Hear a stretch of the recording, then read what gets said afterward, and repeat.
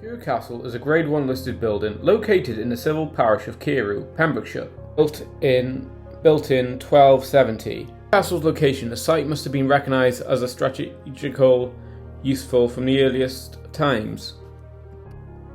Also located on the Carew Inlet is the Carew Tidal Mill, a tidal mill built in 1801, just west of Carew Castle, and was powered by water. The tidal mill, powered by two undershot water wheels, was used as a cotton mill. Carew Castle is an old medieval castle that was originally built on wooden stakes, before being replaced by stone castle by Sir Nicholas de Carew, who died in 1311. However, much of the original castle still remains to be seen today. In the late 15th century, the castle was greatly improved by Sir Rhys ap Thomas. He altered both the east and the west ranges and was responsible for many of the Bath stone windows and other features. After gaining the trust of Henry VII and Henry VIII, he was said to rule the corner of Wales like a king. The final developments of the castle took Carew Castle from a medieval fortress to an Elizabethan manor.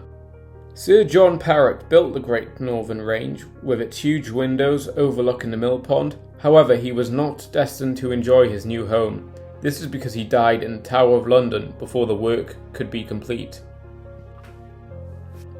During the Civil War, the castle was owned by Sir George Carew, who declared for king, but the castle was garrisoned at different times by both royalists and parliamentarians, and even changed hands 4 times, and on more than one occasion due to a fierce assault. After the Civil War, the castle was occupied for years before being abandoned in 1686. Moving on to the spooky but fascinating stories of Carew Castle. Legend has it that the ghost of the ape had been seen returning to the castle on a dark and stormy night, where he has been seen and heard by passerbys, but nobody knows why the ape returns. In the 17th century, the castle was home to explorer Sir Rowland Rees. He was a cruel man and had taken the ape from its habitat in northern Africa. One fateful night, as dark clouds churned and a storm was starting, and an unexpected pounding started at the doors. Standing before him was a local merchant, Horowitz. Perplexed by this, Sir Rowland demanded an explanation, where he exclaimed his concerns over his daughter and Sir Rowland's son. Sir Rowland scoffed, not believing that his son would be smitten with a lowly merchant's daughter. He dismissed Horowitz to return to the storm.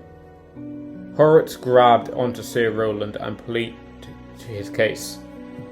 Sir Rowland threw Horowitz to the ground and summoned his ape from the shadows. He set his ape upon the terrified merchant. The sound of a cruel laughter and pain screamed short through the night. Horowitz was dragged to a bed by a nurse and shouted a few words. "Curse you, Rowland! Curse you, that you befell the same fate as I!" as he fell into a deep slumber. To wrap everything up, it is clear that Carew and its amazing castle and the tidal mill are full of rich history and fascinating stories of the people who owned and lived in the castle, to the stories of the tidal kill or the interesting ghost stories.